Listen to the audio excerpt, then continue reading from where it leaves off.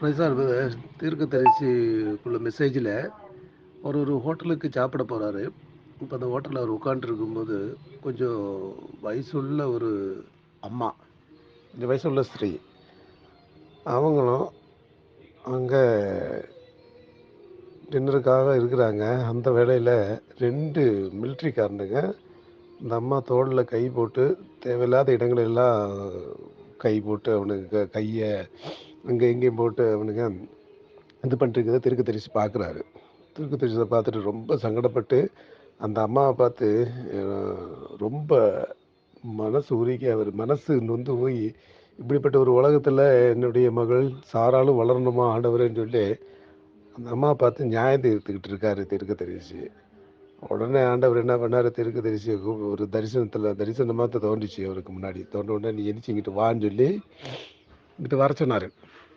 ஒன்று தீர்க்கதரிசி எந்திரிச்சு அங்கிட்டு போகிறாரு. அங்கிட்டு போன உடனே ஆண்டவர் ஒரு தரிசனத்தை தீர்க்கதரிசி காணிக்கிறாரு, தீர்க்கதரிசி செய்த பாவங்களை. அப்போ தீர்க்கதரிசி அதை சொல்கிறாரு, பெரிதான பாவம் ஒன்றும் நான் செய்யலை, நான் அந்த சின்ன பாவத்தையும் அவர் போட்டு காணிக்கிறாரு. நீ இப்படி பாவம் செஞ்சுட்டு இருக்கும், உன்னுடைய பாவங்கள் இப்படி இருக்கும்போது நீ அந்த ஸ்திரியை நியாயந்திருப்பது என்ன, நீ அவள்கிட்ட போய் பேசுன்னு சொல்லி தீர்க்கதரிசிக்கிட்ட ஆண்டவர் சொல்கிறாரு. உடனே தீர்க்கதரிசி வராரு, வந்து அந்த அம்மாட்ட போய் பேசக்கு போகிறாரு. அந்த அம்மாட்ட போய் பேச உடனே ஸ்திரியே நீங்கள் கிறிஸ்டியானியான்னு கேட்குறாரு. அவ சங்கடப்பட்டு அழுறா. அழுத உடனே நான் ஒரு கிறிஸ்தவன் தான் என்று. அப்போ அப்போ இப்போ என்னட்ட வந்து எல்லாருமே வந்து தவறான முறையில் தான் என்கிட்ட எல்லோரும் பேசுவாங்க, பழகுவாங்க. ஆனால் முதல் முறையாக நீங்கள் இப்படி தான் கேட்டிருக்கேன்னு சொல்லி அந்த அம்மா சொல்கிறாங்க. அந்த உடனே நீ ஆண்டவருக்கு சாட்சியாக வாழ விரும்புகிறாயா என்று சொல்லி அவர் கேட்ட உடனே அந்த அம்மா அழுதாங்க. அழுத உடனே 2 பேரும் அதே ஹோட்டலில் முட்டு போட்டு ஜெபம் பண்ணாங்க.